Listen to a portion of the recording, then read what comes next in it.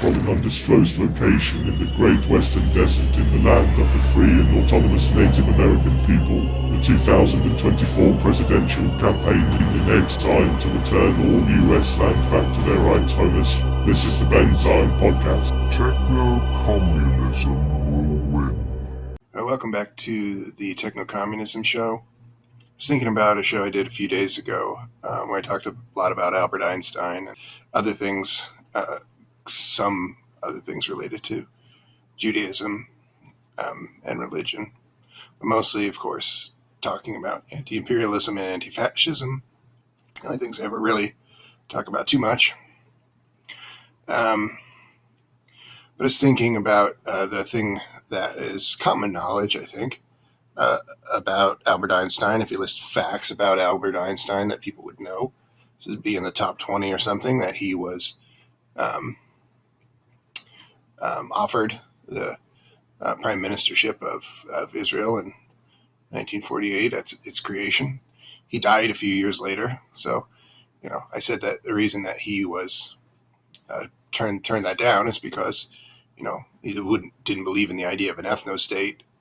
No socialist in their right mind would really believe in the idea of an ethno-state, and certainly didn't believe in the idea of stealing folks' land, murdering them, and they did murder them. It's a guy you can watch this chuckle fuck. He was alive until a couple of years ago.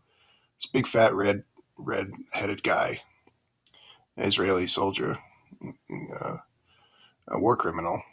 Just talking about this Nakba participation, this killing of women and children in these early years.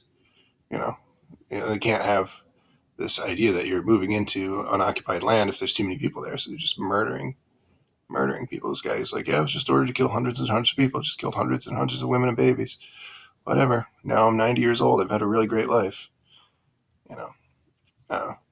But I was thinking about this, what this represented, this offer. It was basically saying, set aside your reservations about an ethno-state in the wrong place. That stuff was already going to happen, right? Set aside your reservations and what you can be, this thing that he wrote about in Why Socialism, personified. You can be, he wrote a book called Why Socialism, which I recommended and still recommend, but on that show I recommended. You could be this socialist Moses, basically. He could have tilted the Western world toward accepting socialism by being this socialist head of state.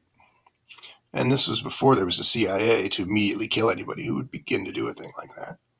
There was no OSS. I might have fucked around a little bit, but this was in 1948.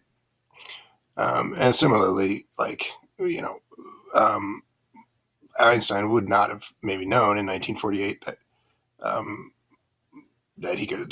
any of that could possibly happen, or that the world could get so bad. And he might have thought in 1948, maybe there'll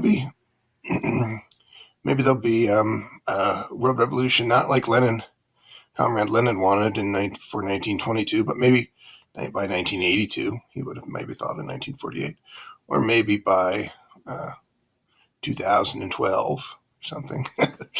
Of course, the world has gotten worse so far as these things are concerned since then.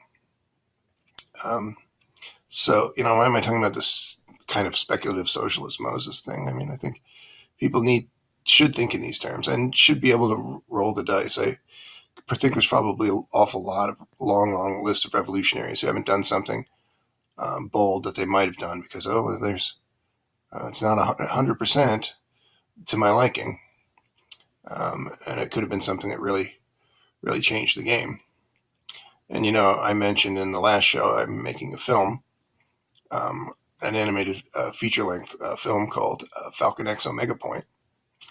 And, I told Chuck, sometimes a friend of the show, that I thought of this, the comic book that this is based on, also that I wrote, as like a chick track for Marxist-transhumanists. If you don't know what a chick track is, there's this Christian fascist lunatic named Jack Chick. The chick is in this case not referring to the baby chicken or slang for a female, but the name of a guy, Jack Chick, who makes these little religious tracts in the form of little booklets. They're usually 15, 20 pages. They're small comic books, and they're nuts. But I said that I thought this comic book kind of read like that in some ways because of it's exhorting people to this techno revolution that I tried to describe on the show. And I don't think that Ben Zion, despite having a name that might suggest something along those lines, and despite wanting to be that person, Albert Einstein could have been, who would help shepherd people to better things. I don't know that that's going to happen for Ben Zion, because he's just a regular guy doing regular stuff with sometimes getting 100 or 200 views on a YouTube video. So probably not. But you could be that person, I think, or